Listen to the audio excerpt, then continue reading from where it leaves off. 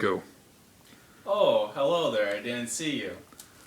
Well, I just want to introduce myself. My name's Charles Regan. I'm a management and also a marketing student at Northern State.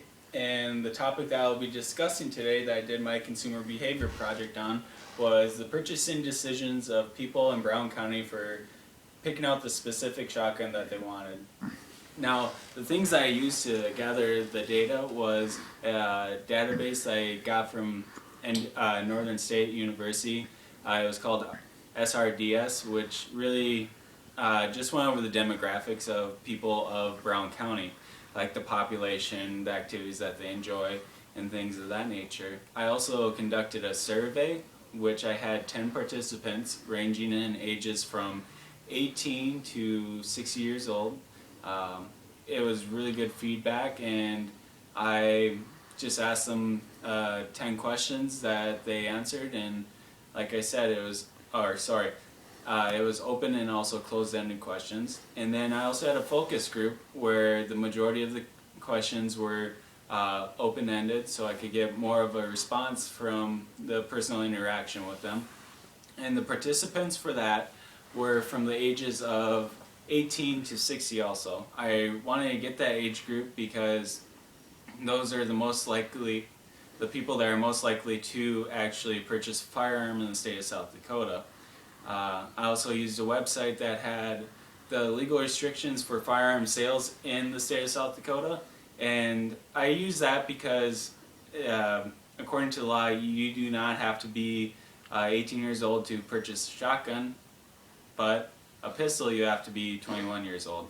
So, like I said before, even though you don't have to be 18 years old to purchase a long rifle or a shotgun, it's best to go with that because at 18 years old, people are considered adults. They can make their own purchasing decisions on their own. Okay. Now, from the information that I gathered, the demographics is really interesting to see how the information was collected from SRDS, such as just the amount of people in the state of South Dakota, more importantly, Brown County, that hunted at least one time a year. And that was around 2,000 people out of a population of 36.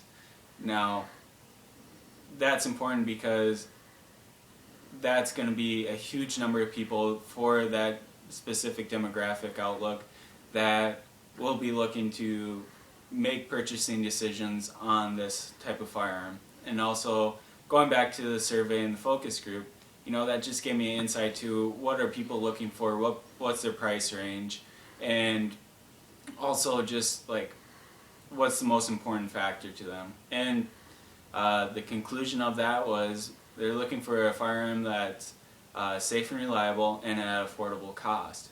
Now, the difference between the age groups on this was that people that were younger were apt to do more research into the firearm that they were going to purchase, and they were doing this because they might have to save up for 1 to 2 years to purchase the firearm that they wanted.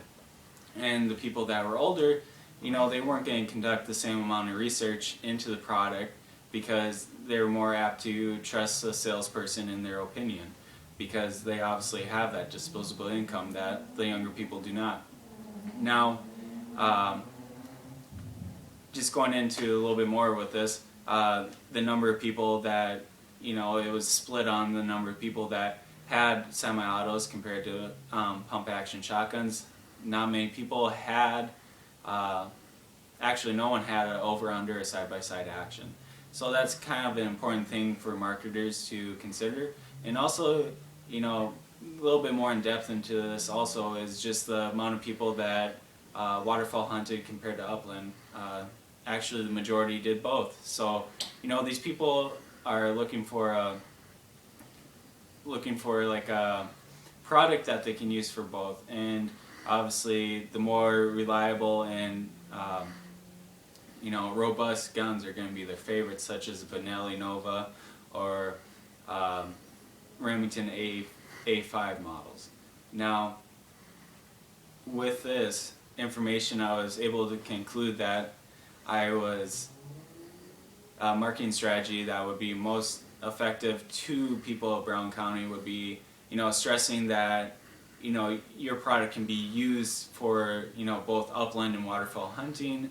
It's robust, it's a good price, it's a good deal. Just have that information readily available to the people that want to do the research, and also to push your product during certain times of the year that are more apt for people that are looking to purchase a shotgun, pretty much.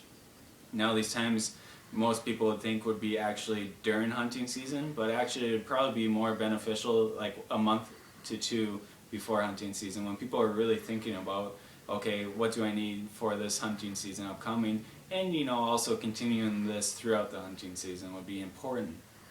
Now, another thing that I want to hit on is just with these companies, their brand name means everything to them, especially in the Midwest. Word of mouth is very important.